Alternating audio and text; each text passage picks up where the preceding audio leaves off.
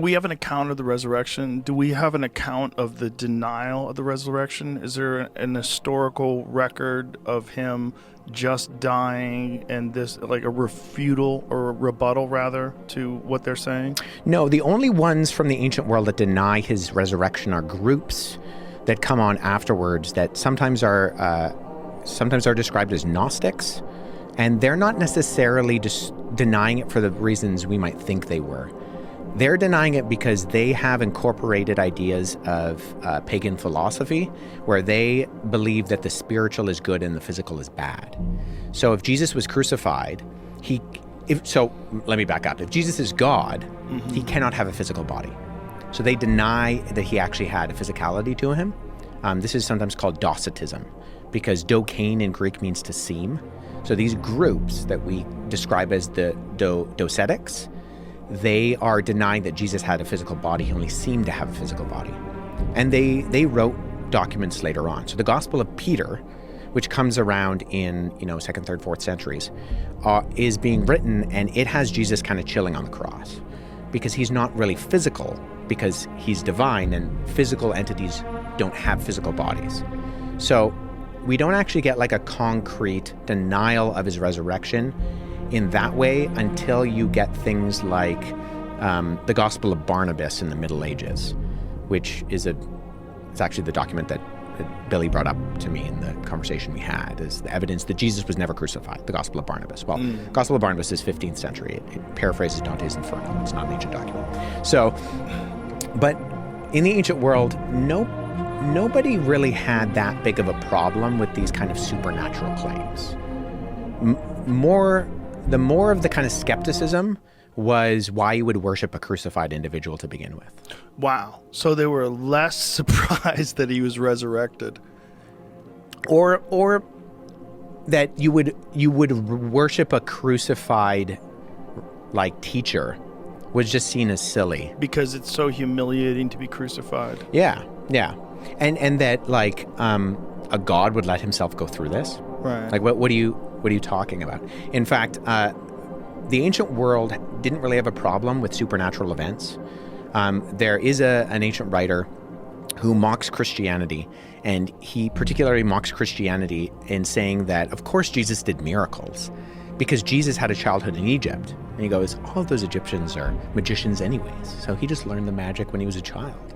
So he actually confirms, incidentally, two things: that the narrative in the Gospels where it says that the Holy Family fled to Egypt during the reign of Herod, he corroborates that he actually thinks that happened, and that Jesus did miracles. He just attributes the miracles to Jesus being a traveling magician anyways. And anybody who lived in Egypt knows some magic. That is what's really fascinating, that the mindset of the people that lived back then was that whatever was going on in Egypt was so crazy that they had to be magicians.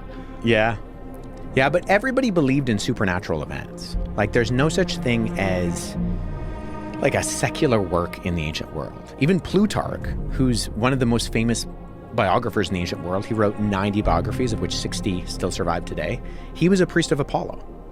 So like, he's already assuming that the gods exist, that crazy things are going to happen in the world.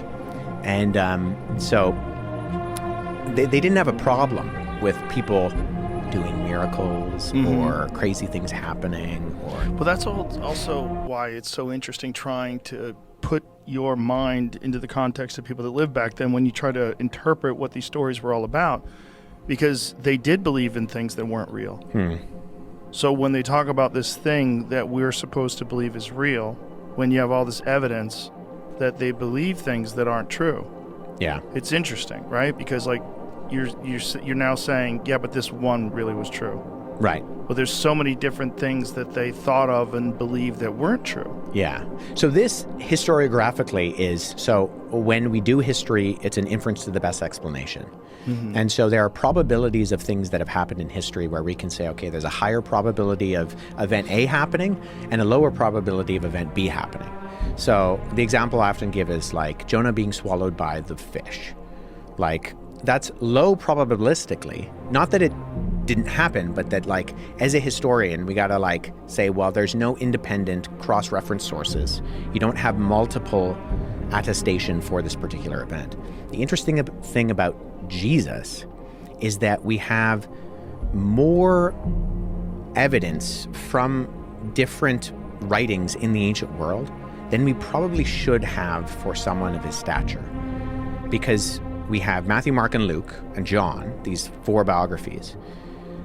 There's really only one other person in and around that time that can claim to have that much kind of independent testimony of their life, and it's the Roman Emperor Tiberius. So he also has 4 biographers. He has Cassio Dio, Suetonius, Tacitus, and Velleius Paterculus. And so the Roman emperor, who's the most famous, most powerful person at the time, has a similar amount of historiographical evidence biographically for his, the events of his lifetime that Jesus does. What is the interpretation of Jesus from non-Jesus followers at the time? Like, what did they think he was or who he was? He was a crucified traveling rabbi. That's I mean, you have individuals like Josephus mentions him, end of 1st century, beginning of 2nd century. He was a Jewish Roman writer. Tacitus mentions him, who also wrote about the emperor. And you have a number of these individuals, Cassio or Suetonius. But what they're doing mostly is describing what the followers of Christianity are saying about him. So you do have to take it with a little bit of a grain of salt in that they're not saying things that they believe happened.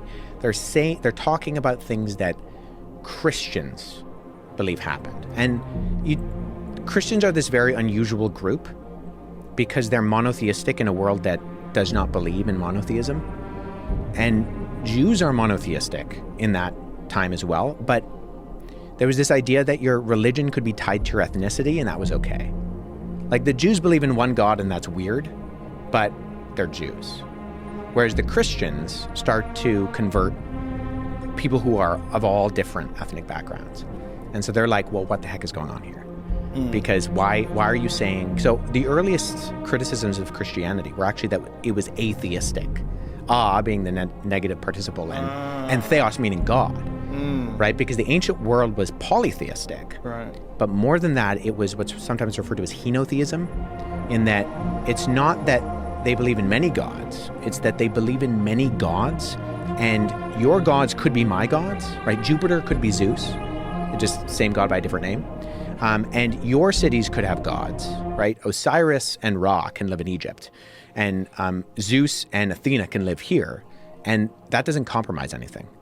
But then the Christians are coming around and they're saying, actually, no, none of those gods exist. If they exist, then they're demons, but they don't actually exist. And this was a big point of persecution within early Christianity, is that a lot of physical events were tied to supernatural events. So there's an ancient historian who has this line where he says, if the Nile River is too high in Egypt, or the Tiber River is too low in Rome, the cry will ring out, the Christians to the lions. Because if you have a famine in Athens, and they're going, okay, what's the reason for the famine? Well, Athena's mad because there's a bunch of people running around saying she doesn't exist. Okay, well, let's deal with them. Let's to the lions. Yeah, let's get rid of them, and that'll solve our issue.